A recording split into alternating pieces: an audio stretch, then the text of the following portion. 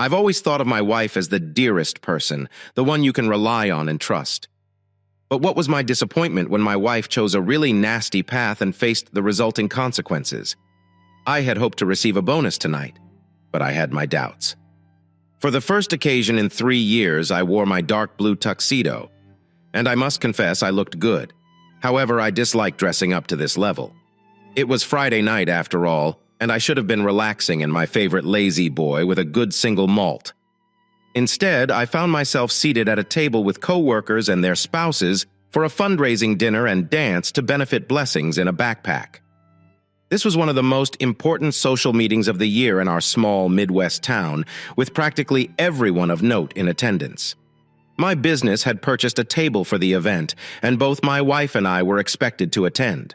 In fact, I had particularly asked my wife to get a new enticing clothing for the evening, and she did not disappoint. If anything, she may have gone too far in the direction of seduction. "Damn it, baby," I muttered, attractive, but not on the verge of being escorted, as she strolled down the stairs, completely dressed for the evening. At 35, I thought my wife was at the height of her beauty. Her lovely red hair was neatly arranged atop her head, and hanging gold earrings highlighted her graceful neck. She donned a silky maroon dress with a low scoop neck that showed off her large chest, and the skirt ended mid-thigh, revealing the effects of her hard leg workouts at the gym. I expected her to choose a gown, but her dress made a dramatic statement. "Oh, look at me." And I couldn't help but admire her, knowing full well that every other man would be impressed by the sight. I didn't mind people admiring my wife. It was important for her to remember that I did not share what was mine. I made this plain to her on several times. I was not leaving anything to chance. While I would have liked to rest in my recliner at home, Hester seemed at ease mingling with our city's elite. As a middle school teacher, her opportunities to mingle were limited, but she had a natural charm that attracted others to her effortlessly. With her brilliance and charm, she captivated others around her, much like ants at a picnic. We had mingled for a bit and danced a couple times previously. I went to the bar while Hester returned to our table. As I neared our seats, I found Hester having a spirited conversation with the man in my seat. It turned out to be United States Senator Thomas Norberto, who looked like a Hispanic counterpart of Tom Selleck from Magnum P.I. days. He was incredibly gorgeous, single, and stood approximately 6 feet 4 inches tall, weighing pound 220. Some were touting him for the approaching presidential contest, although he was more well known for his attractiveness than his brains. I paused a few feet away, expecting my wife to notice me, but she was utterly captivated with the senator, gazing at him with a level of infatuation I had never seen in her before. Almost like a love-struck teenager, I decided to do it myself because neither of them seemed to notice my presence. "Excuse me, Senator, but that is my seat," I interjected as I approached my spot with 2 drinks in hand. He continued to ignore me and engaged in discussion with my wife, whose face was beaming with delight. I waited quietly for about 5 more seconds before dropping my pleasant demeanor. I slipped a wine glass between their faces, interrupting their conversation, and set her glass on the table before her, standing almost squarely between them with my drink. I stayed there till the distinguished senator caught on. I should leave now. I need to locate my seat at the head table, but I'll be back later to finish our talk." He spoke to my wife, effectively ignoring me the entire time. "Foolish fool," I said to Hess as I returned to my seat after his departure. "I find him intriguing," she said. "You, on the other hand, were quite rude to a United States senator. You seem to forget that you are my wife and not his. And he was occupying my seat without moving. That is quite impolite and presumptuous. Even if he considers himself the next president, she executed that specific eye roll with such precision, a skill that certain women appear to have naturally. I despised it, and I made it clearly plain to my wife during our 9-year relationship. As she gave me a glare, I avoided escalating the situation in front of our company. She responded with a harumph, but didn't say anything else. Dinner lasted about 90 minutes before the band resumed performing and the attendees returned to the dance floor. Knowing Hess loves dancing, I got up from my seat and extended my hand to her. However, she refused angrily. I returned to the bar for another drink after she shook her head and met my look with disappointment. Making small talk with fellow attendees, I lost sight of Hess when she started mixing, figuring she was socializing. However, keeping track of Senator Schmuck was simple, given his security details. The senator walked about and shook hands for the next half hour before exiting into an outdoor veranda. I am not naive. So when Hess failed to return to the table after another 10 minutes, I decided to examine the veranda. There, I noticed them having a serious talk with an old couple. The senator casually wrapped his arm around my wife's waist. I approached them and started to tear the senator's arm free, but someone grabbed my arm, twisting it violently and bringing attention to us. "Nobody messes with a U.S. senator, pal." A voice hissed behind me as I was shoved towards the exit. "That is my wife. He is touching," I managed to say through gritted teeth as I was led out. He pushed me back into the main ballroom before releasing me. I demanded that he get my wife unless he wanted me to make a scene. "Damn it," he mumbled under his breath as he turned back to face the senator. Hess returned 2 minutes later, her face flushed with red as she came through the door. She shrugged and raised her palms, suggesting she had no idea what was going on. I grabbed her hand and nearly dragged her out of the ballroom. The ride home began in total silence, but I knew it wouldn't last. For whatever reason, he seemed to believe that the best defense was a solid offensive. "You are a horrible person. You completely embarrassed me tonight in front of a U.S. senator," she yelled at me. Until that time, I thought Hester and I had a strong marriage. Sure, we had ups and downs like any other couple, but I was confident we'd make it. Now, not so much. "Are you aware that you are my wife?" I replied. "Nobody. Even if he is the President of the United States, he has the right to wrap his arms around you. Possessive. You realize you're crossing a line. You didn't even try to escape his hug. You acted like an infatuated teen with a crush." She blushed and stammered, but ultimately remained silent. When she bowed her head, I knew I'd struck the mark. She was definitely attracted to the man. If I had any hopes that Hess would apologize, she quickly erased them.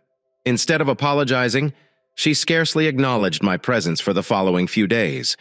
Our 2 young children, aged 7 and 5, noticed the tension and avoided being in the same room as us. Dinner was the only time we attempted to have a discourse using the children as intermediates.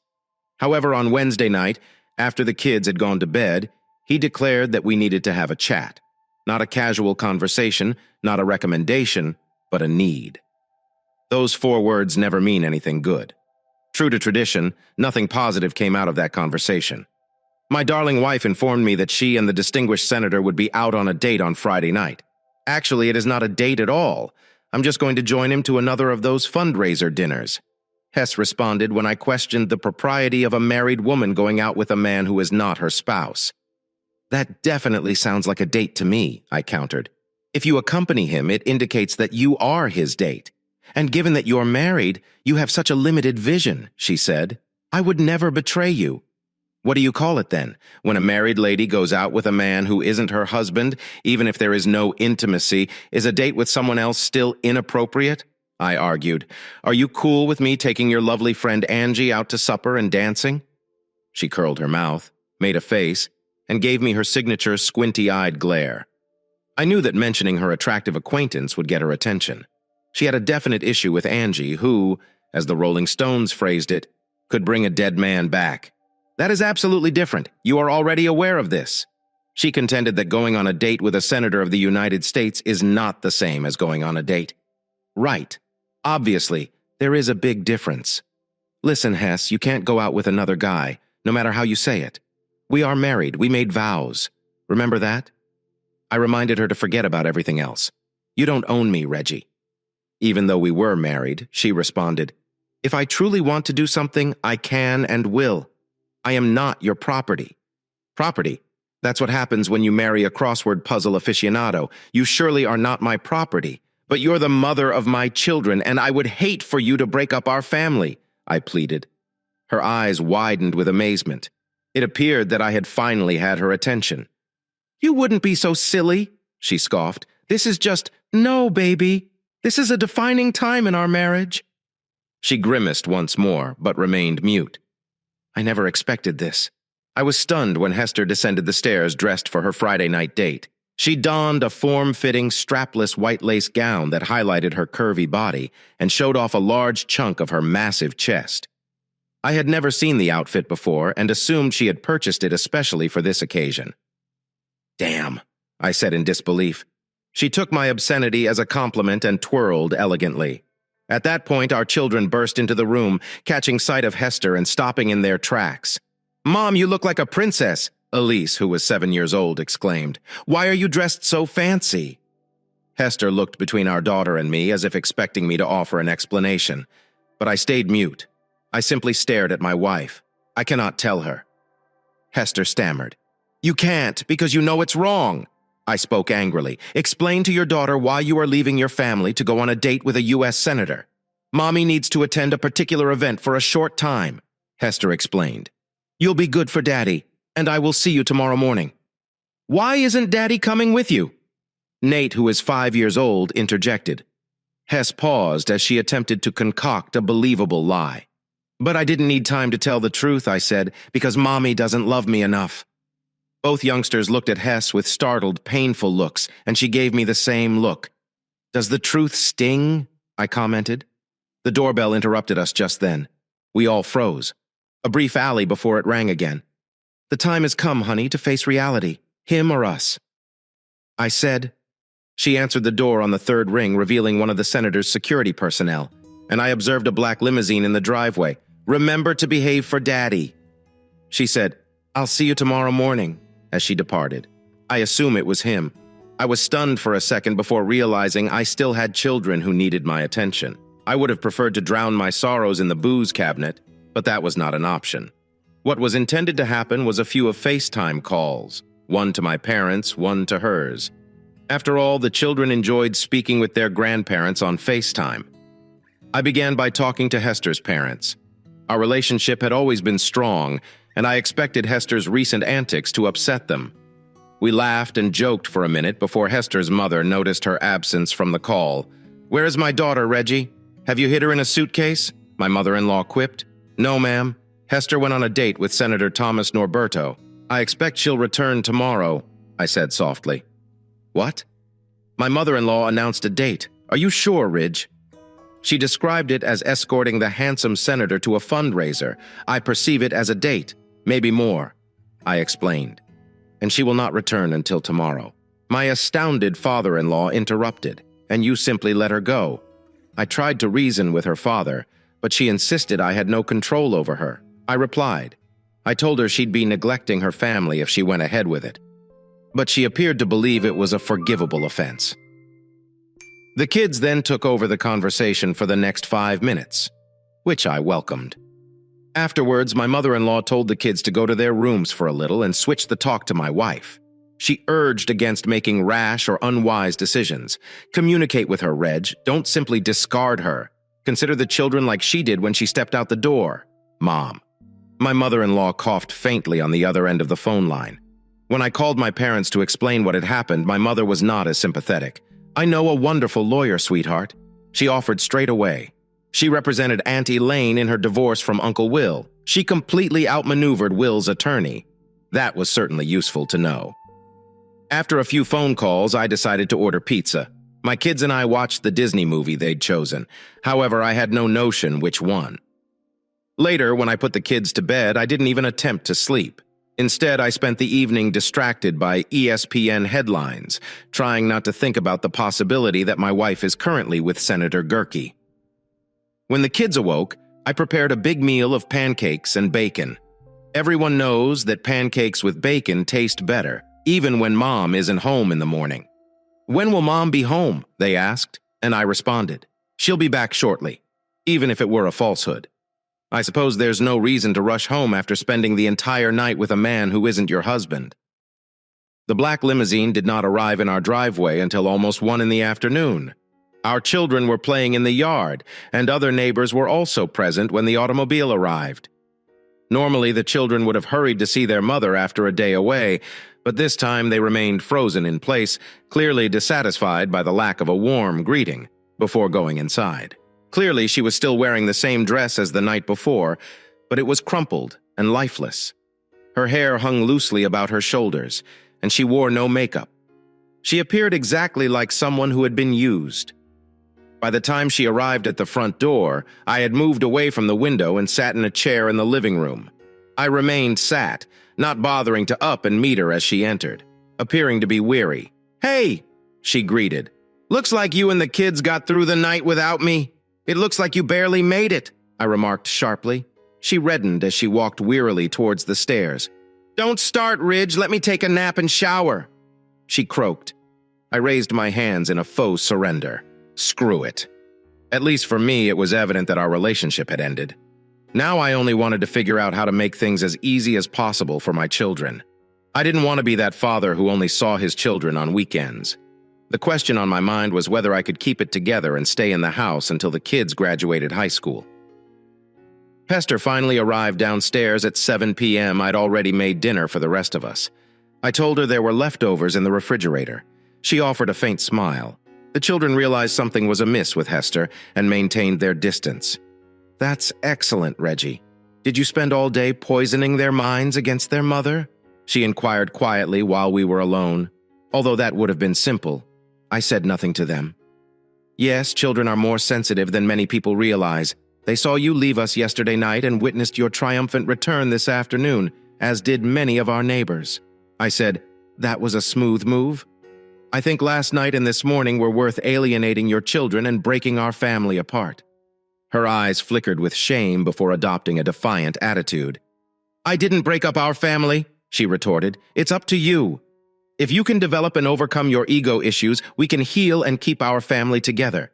But if you insist on being petty and nasty, we'll have to part ways, and you can be Mr. Part-Time Dad." I hadn't anticipated the conversation taking this turn. I expected to feel regret and remorse, not resistance and rage. "It's 1 PM, you moron," I replied. "You did not get your fill the night before. You had to spend another half day, just a fling, right?" She paused, avoiding eye contact. "We can cross this ridge and return to way things were between us. I know I've harmed you. I apologize for it. But I needed to do this for myself, and I do not regret it. It was an incredible night and morning. He's a truly wonderful person and a gentleman. I hope that wasn't meant to be an apology. If it was, you're terrible at it," I commented. "I am just sorry for hurting you, not for anything else. It was an amazing experience." She spoke aggressively. If my eyes had been lasers, I would not have peered into oblivion. "That wasn't a particularly good experience for me," I remarked, trying to match her degree of conviction. "You breached your vows to me and eventually to our family, and you did so pretty simply." I remarked that he appeared surprised when I visited our guest bedroom at bedtime. "What are you doing now?" she inquired. "We can't move forward unless you're willing to try." "No, I attempted to stop you from betraying me before it happened. Now it is too late," I clarified. She looked at me with the expression of dealing with a recalcitrant child. "Reggie, we can't rewind time. We need to look ahead," she insisted. "You're correct, darling. We can't turn back time. But we wouldn't be dealing with all of this if you had done the right thing and avoided meeting with Sandra." "Dickhead," I replied. "This is your responsibility. You made the choice, remember? You stated that I did not control you. You made your own mature decision.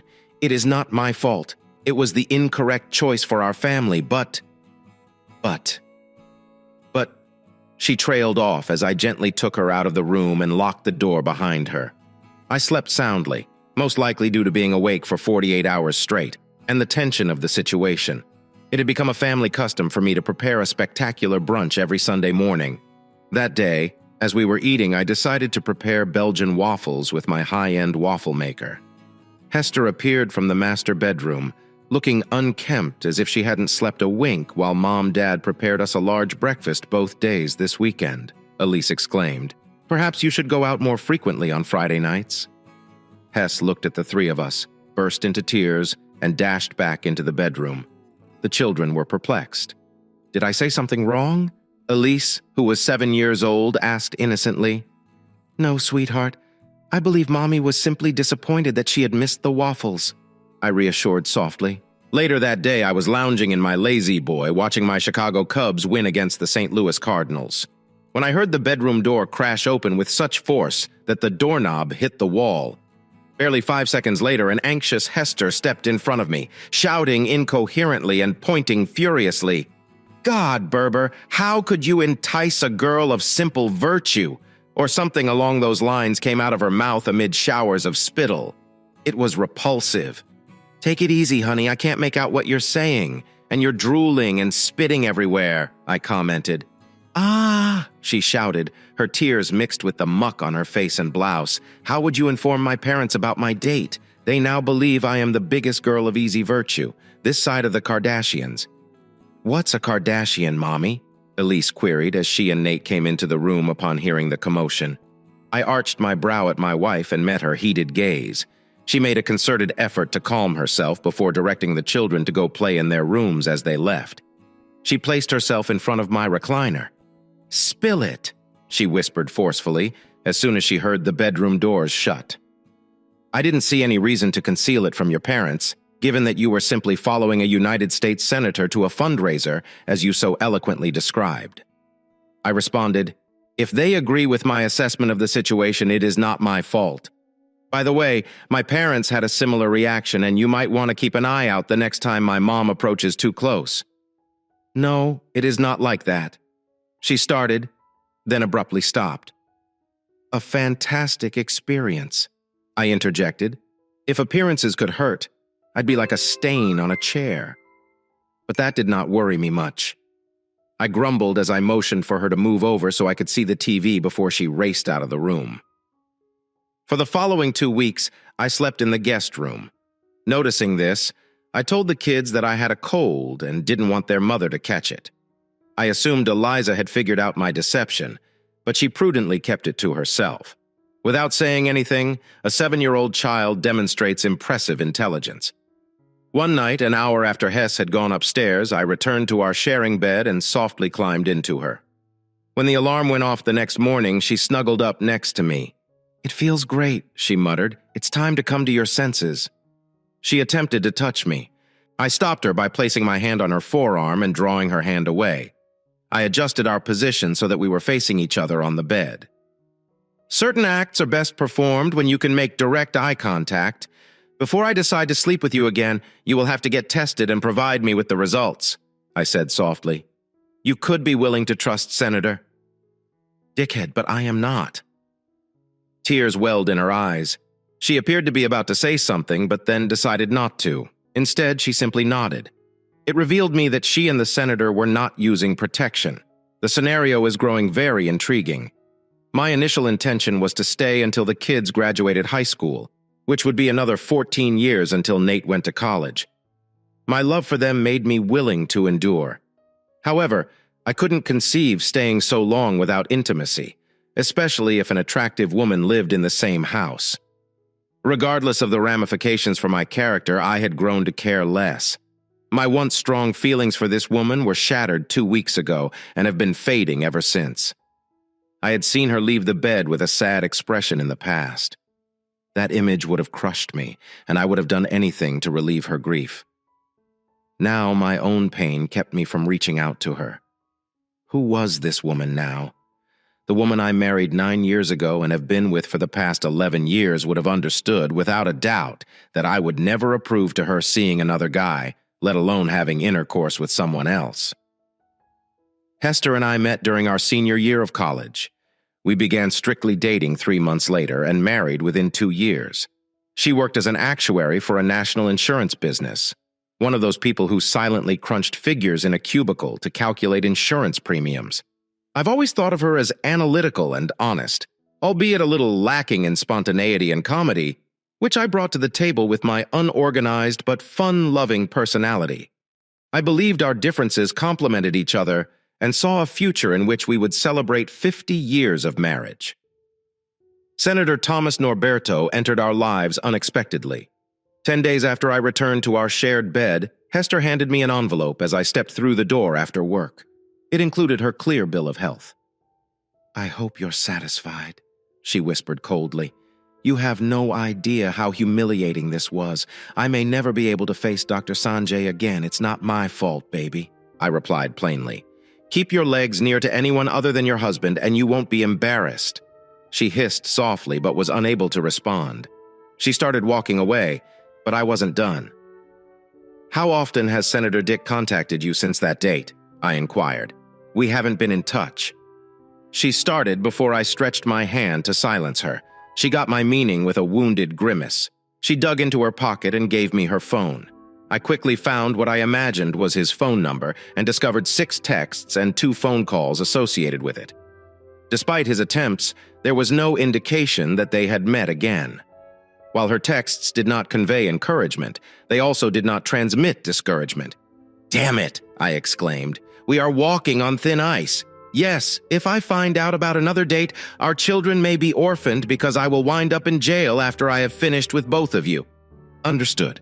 She returned her phone seriously and placed it back into her pocket before heading to the kitchen. One night later, she showed me signs of attention in bed, and my animal instincts took over.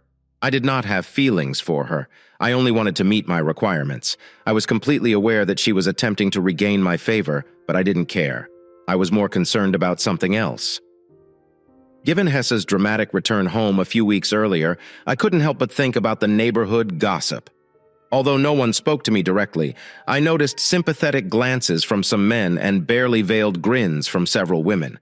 However, I didn't have to consider long because one evening, while I was sitting on the back porch in serious thought and Hesse was watching TV in the living room, Eliza approached me.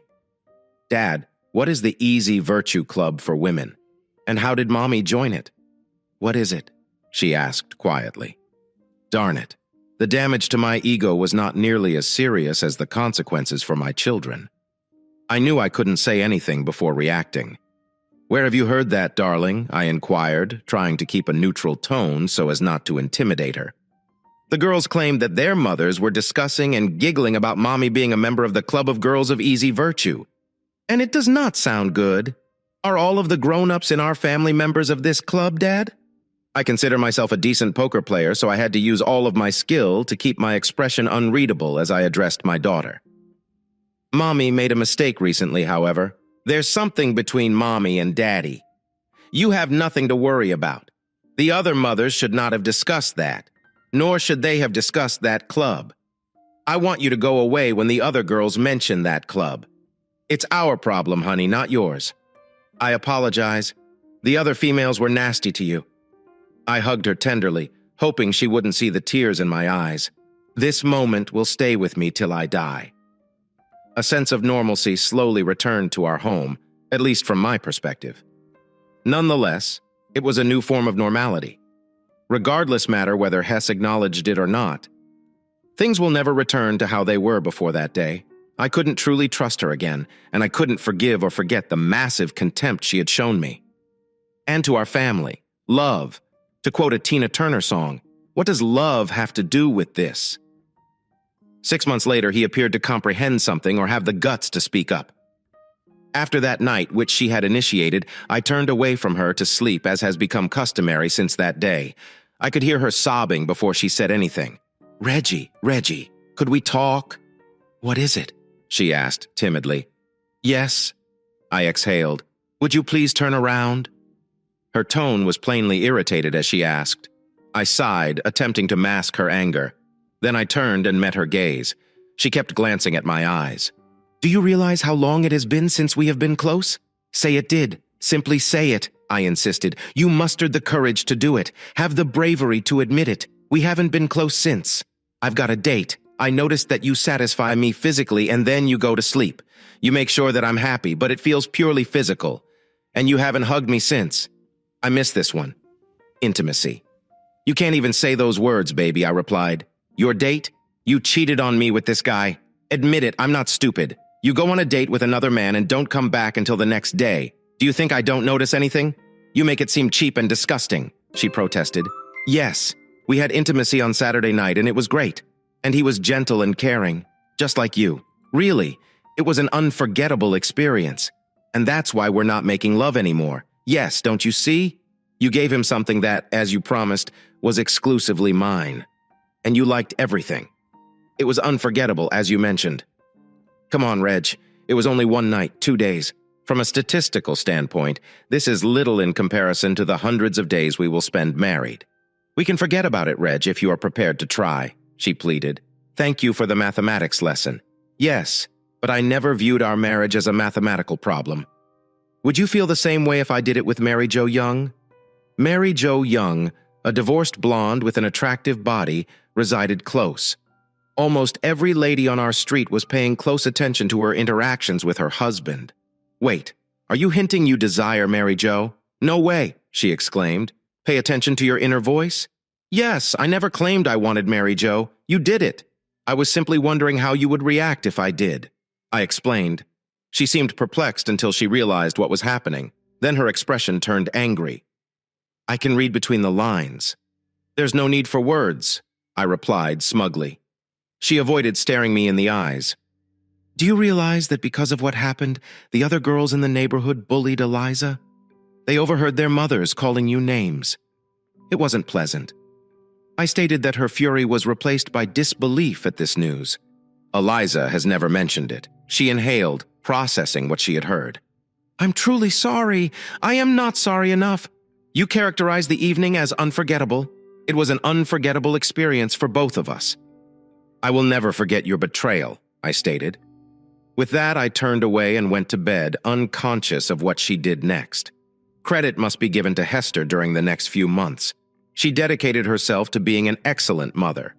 Traditionally, I was the primary caregiver for our children. But suddenly, Hester took on her share of the obligations, driving the kids to their different activities and warmly supporting them.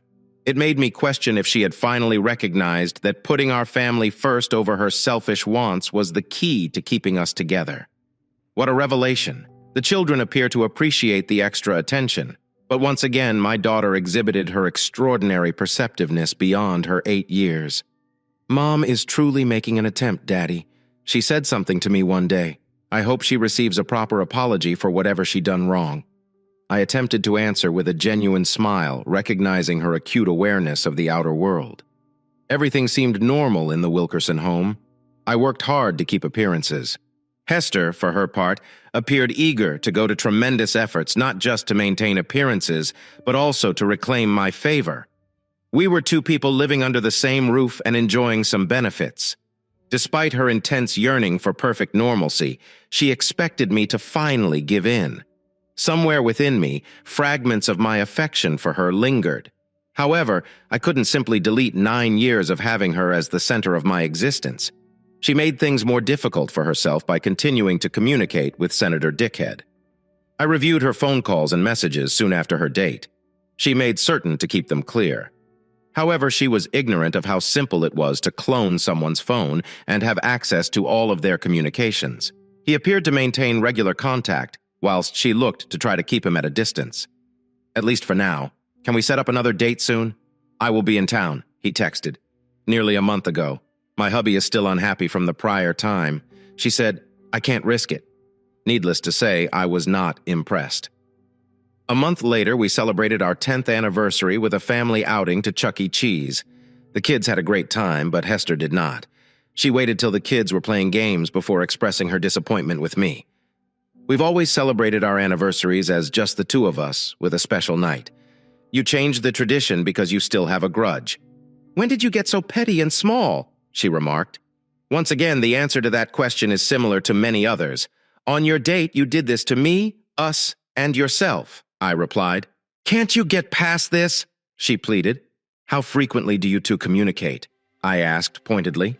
She dared to smirk before going into her pocket, extracting her phone, and handing it to me. I hurled it high into the air and caught it easily when it fell. I understand you have been disloyal, but I also recognize your intelligence. I'd bet there's no proof of your affair on that phone. Not since I confiscated it for the first time. However, there are records of previous texts and calls that you may not have initiated, but I've never heard you explicitly reject the person. Why is that? Her cheeks flushed as she averted her sight. Yes, I understood that was a rhetorical question. I mumbled.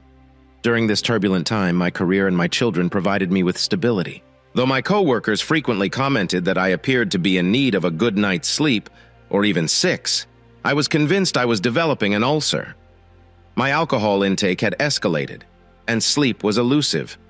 There were evenings when I laid awake for hours, staring at my wife and wondering what went wrong. She insisted on loving me, justifying her acts as separate from our connection. She felt entitled to her night out with Senator Dickhead and showed no guilt for her conduct. only regret for the harm she did me. I waited for the second shoe to drop.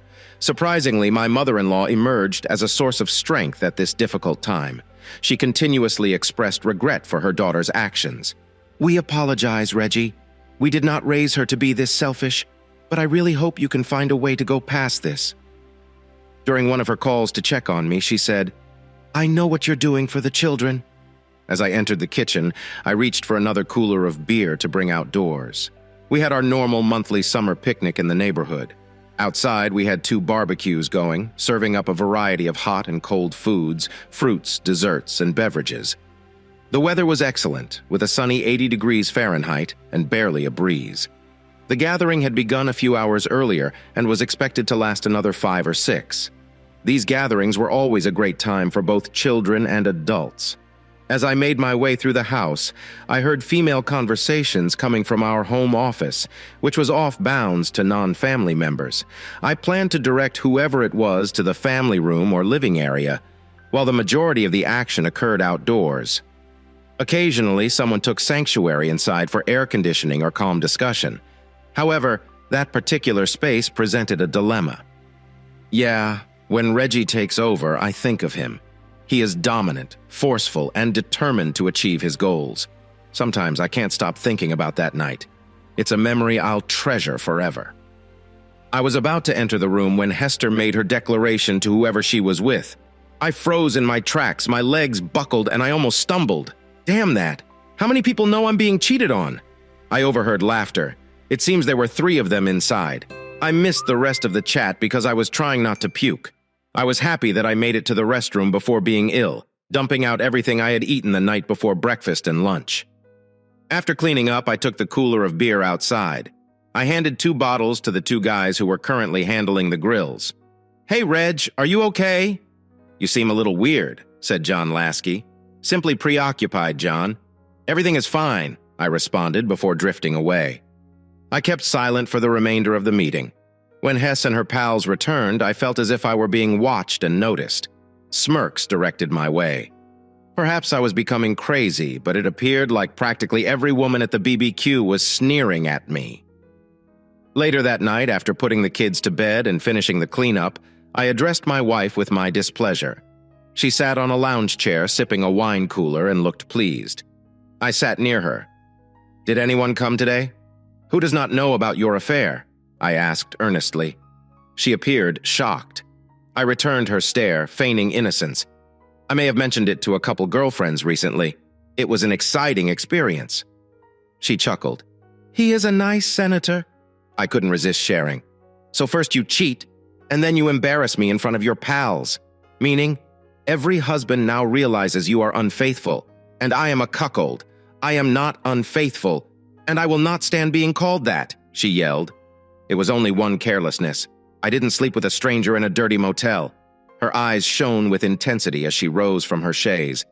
"I have had enough of this," she exclaimed, her voice rising in volume. "You've been playing games for more than a year now. Your wife had an affair with another man, an attractive and muscular man. It is time to move on. I refuse to be held hostage by your insecurities any longer.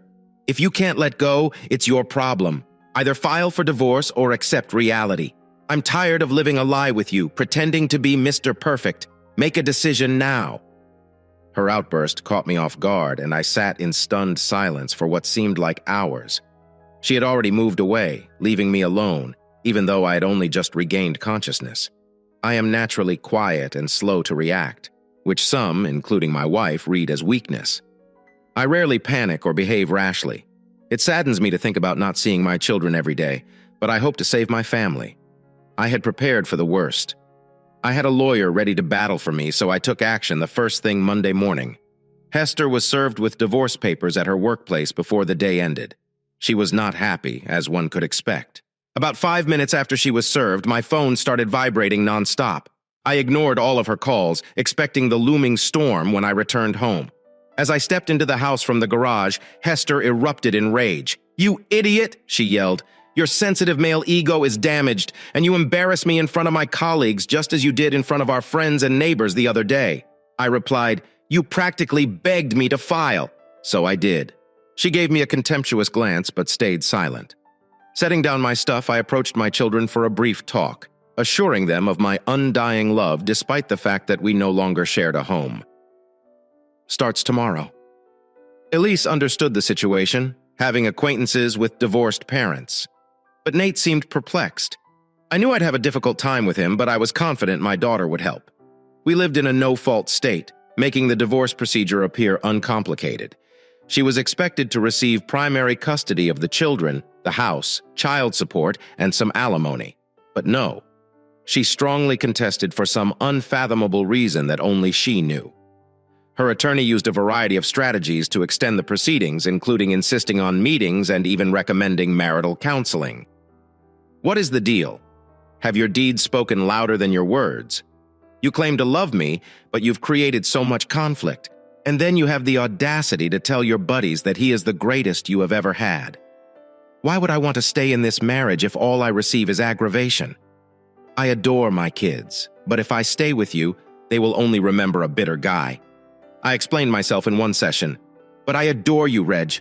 Are you fixated on a single incident? Yes.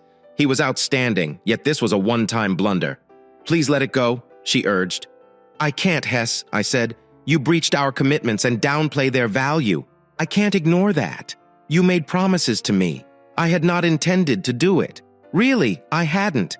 But everyone has a breaking point. The beauty of a two-party political system is its contrast.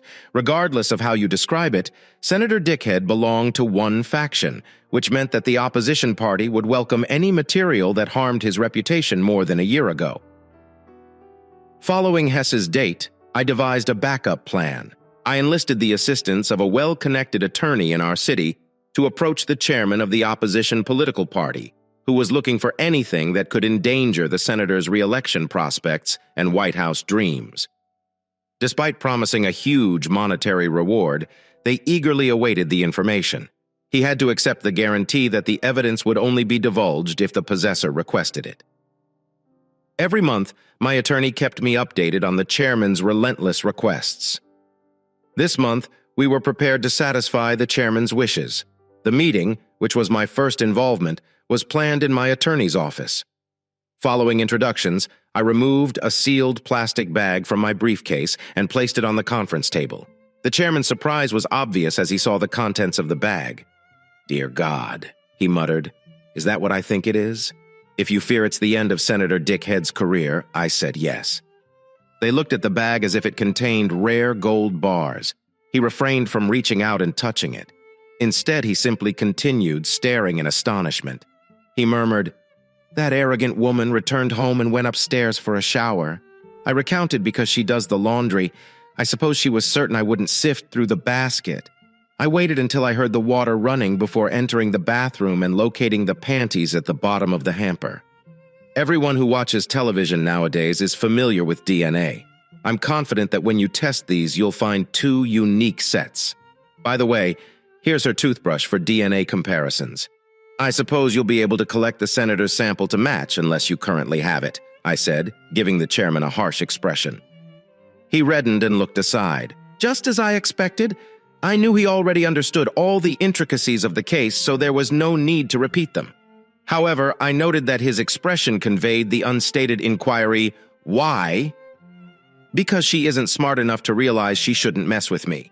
She cheated on me, but she has arrogantly assumed that I will eventually forgive her. Now she's flaunting it in front of me. To hell with her and the senators he associates with, I exclaimed. Your career is over, Thomas. Damn it, Norberto, you silly woman! How in the world could your feeble husband gather documentation of our weekend together? I suspected he was aware, but there was evidence. How? Norberto raged at Hester on the phone a week after my meeting with Mr. Chairman. I do not know. I have no idea what you are talking about. She stammered. The phone call caught me off guard. I used to clone hers. I basically disclosed to her that I had tapped her phone some months ago and that they hadn't been speaking through that way, if at all. What did you do, Reg? She inquired when I returned her call, 90 minutes later. I understood what she meant, but I was feeling wicked. Or so I thought. I responded, I just ordered a pepperoni pizza with garlic bread. Why do you care what I eat? Wait, how do you know what I eat? She growled at me. I could tell from previous experience that she detested my dumb actions. She may have appeared to believe that I was a weakling, but she knew I wasn't. Well, I suppose being correct about 1 out of 2 things wasn't too bad.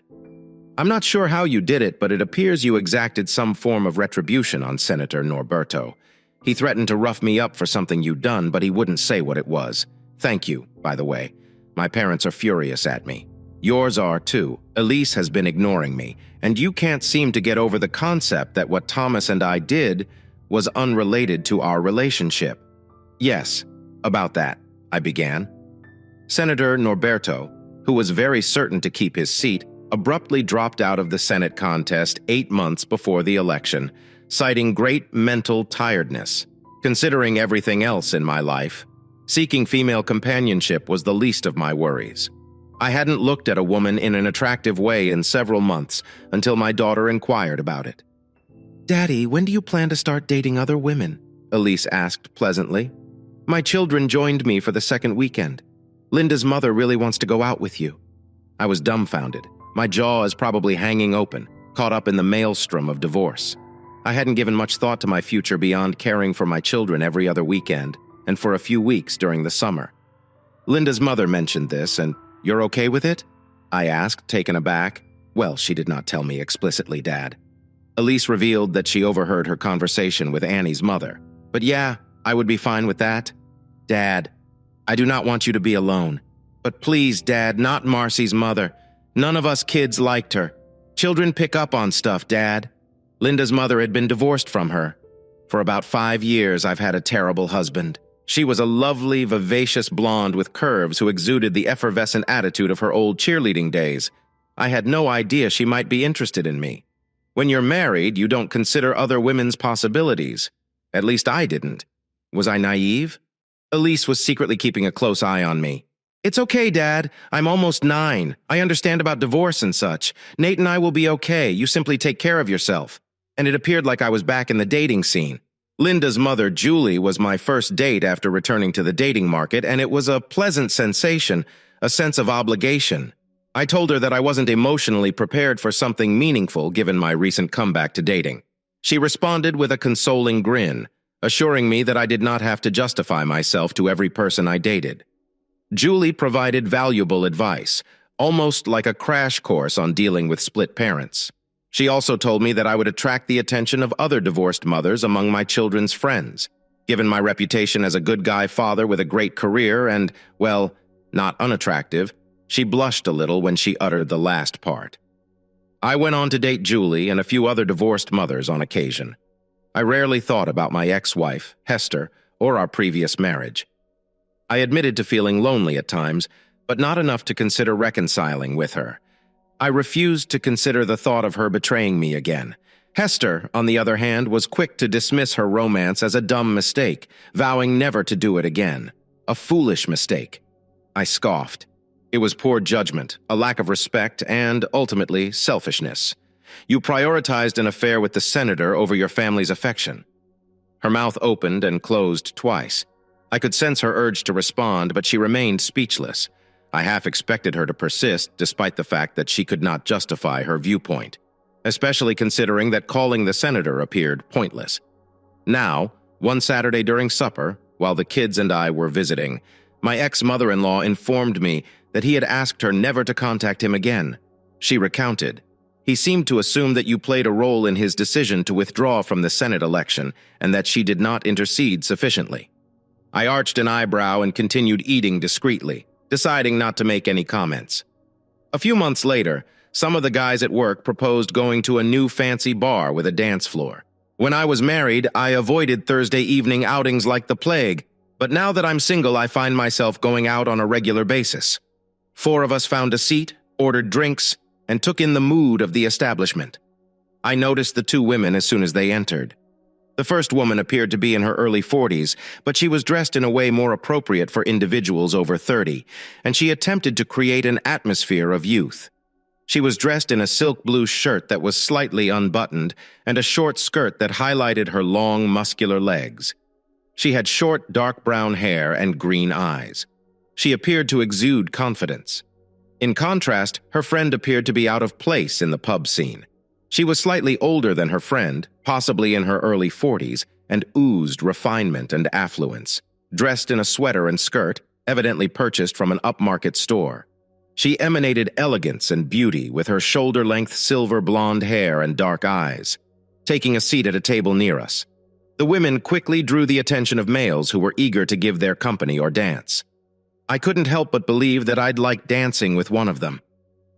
The dark-haired woman in particular appeared to be up for some fun, if not more. She did not hesitate to dance with each man who asked her. In contrast, the blonde woman danced only a few times and appeared more constrained in her moves. An hour later, I decided to invite a blonde woman to dance. However, as I reached her table, the brunette took my hand and brought me to the dance floor. I became completely absorbed in her and forgot about her companion. We danced to a few upbeat songs until the speed slowed. I was stunned, and when she kissed me passionately, I was captivated. We left the club together and went to my place. We were very engrossed in bed, and that evening she told me about her life. It turns out she and a companion were celebrating her recent divorce. Rosie was a wonderful lover, and we dated for about a month before she indicated her reluctance to commit herself so soon after the divorce. I understood her point of view and we parted peacefully. However, since our initial meeting, I have never had the opportunity to inquire about her acquaintance, which piqued my insatiable interest. A few weeks later, I found myself alone in the bar of another fancy institution, seeking solace with a drink after a long week. It was not my time to care for the children, so I was on my own for the weekend. She entered the room alone, and all eyes were on her. Her form was reminiscent of Megan from Stallion, with a luxurious waterfall of loose brown locks crowning her head and flowing over her shoulders. She strolled up to me in 4-inch stilettos and sat down next to me. Damn that. I was convinced I had ascended into heaven. I was thinking furiously, attempting to come up with a stunning beginning statement. But before I could respond, she peered into my eyes and asked what I wanted to drink. I responded with a wry angel envy, beaming, and my thoughts were immediately dispersed as I stared at her. She purred. What a fantastic choice. A man with impeccable taste. She ordered the same drink, undiluted as I did, and spent the evening telling me about the boutique marketing company she created years ago. Amazing. Not only was she amazing and intelligent, but she also ran a successful business. A few hours later, we left the house and went to her lovely apartment. She remarked that she preferred to make love in her own bed, which is common among women, and discussed the psychology behind it. Given her perfectly toned physique, I had significant doubts that she was 45 years old. Our first meeting was fantastic. She was an incredible kisser, and I felt a connection with her that I hadn't had since my date with Hester in just one night. Maria Washington opened out to me more honestly than Hester did during our 9-year marriage. Maria admitted that her dedication was to her job, and she had no desire for children, preferring casual relationships with various men. I had a true connection with her and may have fell in love, but as that was not an option, I agreed to be friends with benefits. For the next year, we met once a month until Marielle unexpectedly fell in love with a much younger man. You're a lucky guy. Occasionally, my ex-mother-in-law would phone me. Despite the divorce, we stayed close, united by mutual understanding and grandchildren. I still addressed them as Mom and Dad. "Could I ask you a favor, Reg?" she asked carefully. "Of certainly, as long as it does not include your daughter," I said. The courtesy required taking my mother-in-law's personal administrator to their company's impending Christmas party. "Seriously? She's a kind person, Reg. She was divorced a few years ago from an abusive cheater, and I don't believe she has dated anyone since she was hurt, Reg. And she needs a nice guy to show that not all men are scoundrel. And I believe you're a decent guy," my ex-mother-in-law explained. "Isn't it strange when your former mother-in-law attempts to set you up on a date?" "Just one thing, Mom," I said. "Please tell me she isn't dull." Mom recognized the joke and laughed. "I believe you'll be pleasantly surprised, Reggie. You might even let us keep the kids for a night or two," she teased. Mom was right on. I was pleasantly delighted. Cheryl Sarita was a small bundle of charm with a well-proportioned physique. She was friendly without being overtly cheerful, and she had a lovely habit of wrinkling her nose and squinting her green eyes when she was pleased. Equally important, she actually had a wonderful personality. I made a point of staying close to Sherilyn during the evening, giving her my undivided attention, just like I would have with my ex-wife. Sherry appeared delighted by the gesture. She was conversing, but she preferred to defer to others, which I suppose is understandable given her upbringing. We sat with my in-laws at a table. Mom was as graceful as usual, although Dad was more restrained at first. I could understand his demeanor, but he got more open as the evening proceeded. I shocked Jerry with my dance abilities, which I had honed to please my ex-wife, Hester, who enjoyed dancing. Sherry also shown proficiency, particularly in quick dances, and blended perfectly with me in slow dances, as if we had been together for years. I relished the sensation of her body pressed against mine as I led Sherry to the door. She kissed me gently on the lips and handed me her phone number. I realized I owed my in-laws more time with their grandchildren. After 3 days, I called Sherry to ask her out. She consented to a date the following Friday at one of the city's best Italian restaurants, followed by an art show at a nearby gallery. Sherry dressed more provocatively for our date than she did at the Christmas party, which impressed me even more. We had a great time, and we went out 3 more times before I thought it was time for her to meet my 8-year-old daughter and me to meet hers.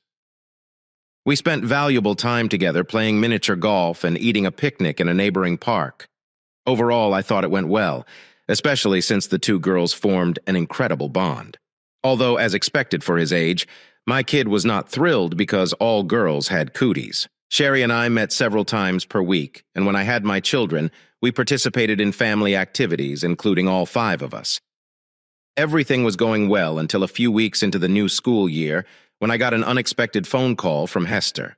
"I'm not sure what your girlfriend has been teaching my kids, but your son was in the principal's office today for fighting, and his face is battered up. He's been detained for 3 days, and all he can say is that it all started with this Monique girl he keeps calling his sister." She raged at me on the phone. "First and foremost, you have no right to call my girlfriend names like that. I'll come over after supper and take Nate out for ice cream. Let us not jump to conclusions until we know exactly what happened," I replied calmly. I overheard her sigh before she hung up. After dinner, I picked up Nate and took him to a small, family-owned ice cream business. As soon as he got into my car, I conducted a full visual assessment. He had a cut on his lip and a scratch on the left side of his face. He joked, "You should see the other guy, Dad." "What about the truth, Nathan Abraham?" I responded with his full name to demonstrate seriousness. He winced at the mention of his first and middle names. A youngster was harassing Mo Dad. I instructed him to leave my sister alone. He delivered the opening punch. Then I smacked him hard. "They claim I broke his nose. It caused a loud crack and blood was everywhere," he explained, attempting to hide a grin. "The boy who bothered Mo was 2 years older than Nate." "Will Mo tell me the same story?" I inquired. "Definitely, Dad. I wouldn't have hit him unless he had thrown the first punch. I was simply defending Mo. You usually warn me to keep an eye out for Allie, so I figured. It also applied to Mo. She's really small, Dad. Nate has a valid point. She is Nate. And you did the right thing," I responded, my voice full of pride. Monique inherited her mother's tiny stature, which made her at least half a head shorter than the majority of her peers. I had always emphasized to Nate the need of watching out for his sister, and it appeared that he now saw Monique as a member of his family. It was fascinating how the innocence of childhood might sometimes outweigh the wisdom of experience. "I applaud you for protecting Mo, but keep it between ourselves." I told him I'd talk to the principal and see what could be done. "You might wish to update your mother on Mo's status. It appears that you and Elise have not been keeping her completely updated on my life, which I appreciate. However, it might be better if it comes from you and Elise." I claimed that my 7-year-old understood completely. Children mature quite quickly these days. "And Dad, when do you and Sherry get married?" "She's incredible, you know," he added. As I previously stated, they grow up quickly, and he was correct. It was time to commit to that woman. The next day, I contacted the principal. The school had a strict zero-tolerance policy for fighting, regardless of whether a student was acting in self-defense. However, they also maintained a zero-tolerance policy regarding bullying. Consequently, the culprit received a 6-day incarceration following interviews with witnesses. Even though I disagreed with the policy, I advised him not to accept his punishment manually. Furthermore, I reassured him of my support and promised to propose to Cherry as soon as I could afford the ring. Things got complicated when Hester discovered Sherry was Mom's personal assistant and that Mom had scheduled their first meeting. "What on earth, Mom? Are you not supposed to be on my side?" Hester yelled at her later, according to Mom. "There's no your side," Mom responded. "He's not coming back to you. You completely messed that up, so why let a good man go to waste? Carolyn is a wonderful woman and a great friend. She deserves someone like Reggie." The scream that came from Hester was described by Mom as horrifying as she recounted the incident. While both my children enjoyed Cherry's company, my daughter in particular seemed to admire her nurturing demeanor towards me. Sherry had a natural inclination to fulfill my desires, making me feel like the master of my domain. This, in turn, encouraged me to treat her as my queen. Elise appeared to delight in witnessing the affectionate competition between Cherry and me. "I'm not sure if you two are endearing or nauseating," Elise remarked. "One day, but I enjoy being around to witness it." A couple of months later, our small wedding only included our 3 children, my parents, and my ex-in-laws as guests. The court clerk who officiated the ceremony was taken aback when my ex-mother-in-law stood as Sherry's maid of honor. It's quite a tale. I chuckled when she inquired. Nobody expects the Spanish Inquisition originates from the classic British comedy ensemble Monty Python's Flying Circus. But truth be told, nobody anticipates an inquiry from a federal marshal either. It caught me completely off guard when 2 such officials entered my office on a Monday morning. It seemed the authorities were displeased about a certain former senator's altercation and subsequent injury in the restroom of an upscale restaurant in Houston. Texts of my name, along with that of several other aggrieved husbands, surfaced as potential suspects. I clarified to them that my alibi involved being at home with my wife and 3 children several hundred miles away from the scene of the crime. I can't say I'm sorry to hear about the senator's troubles. Nobody. And I truly mean that deserves it more, I remarked to the discontented marshals. "You do realize that the fool slept with my then-wife almost 4 years ago. If I had any intentions, wouldn't I have acted long before now?" I retorted with heavy sarcasm. However, the grilling from the federal agents was just the beginning. A week later, a reporter from the Associated Press showed up at my office seeking details about the aforementioned incident. Appeared he had somehow obtained a confidential roster of 26 women. The senator allegedly had affairs with during his time in office. At this juncture, several individuals were aware of Hester's rendezvous with the senator, though I certainly didn't broadcast it over the years. Hester likely disclosed it to more people than I did, as she took pride in her achievement. However, I couldn't help but wonder about her level of pride when news of the senator's misconduct emerged, implicating as one of his lovers. "Why did you disclose that to him?" She practically yelled at me over the phone. "I didn't. He informed me that your name was on the senator's roster. All I did was confirm the accuracy of your inclusion on the list. I wasn't going to fabricate to spare you from embarrassment. Promiscuous. I am not promiscuous." She screamed at me before I ended the call. I must confess, I chuckled. I also entertained the thought of taking an extended vacation out of town when the news article broke. She messed up literally. And yet I was going to suffer an embarrassing fallout as well. Cherry talked me out of that notion to speak. "Don't engage in any confrontations. Stick to the truth. She cheated. You divorced her. Move on," Cherry advised. Unfortunately, my children were going to endure verbal bullying for the remainder of their school years. We would be addressing the fact that their mother was a self-centered cheater for years to come. I also sympathized greatly with my ex-in-laws, who had become close friends of ours, after the article came out. We invited them to stay with us in the house we had purchased for a couple of weeks. During that time, they mostly stayed indoors and avoided answering their phones. I love my daughter. You understand how it is when you're a parent. But I'm so ashamed that she thought it was acceptable to act promiscuously for a day, Dad confessed. No father wants his daughter to be seen in that light. As time passed, the scandal faded and life returned to normal. Gradually, my children started spending more time with Cherry, Mo, and me at our home. It wasn't anything formal, but our house naturally became the gathering spot for neighborhood kids. Initially has complained, but I believe smoothed things over. Additionally, I ensured that Elise and Nate maintained open communication with Hessa so she couldn't accuse me of taking her children away again. Mom and Dad visit frequently helped ease tensions. I think when the kids were with me, we rarely discussed Hester, though she remained their mother. She had become an ex in my life. They also avoided mentioning her out of consideration for Sherry, whom they had taken to calling Mom naturally as Mo did. Initially, I sensed discomfort. Hester's parents, when the kids started referring to Cherry as Mom, but that soon dissipated since they had been close to Cherry even before we got married. Amidst the tumult in my life, in my family's, I paid little attention to what was happening in Hester's life. I knew she occasionally dated based on what the kids mentioned, but I was taken aback when Elise announced one afternoon that her mother was engaged. A wave of sadness washed over me for what might have been. Then I felt a comforting embrace wrap around me, and my sadness swiftly transformed into joy for what I now possessed. Thank you for spending the time to hear today's story. If you enjoyed this story, please like it and subscribe if you haven't done so already. If you have a story to share about your or another person's situation, please do not hesitate to contact me. Take care.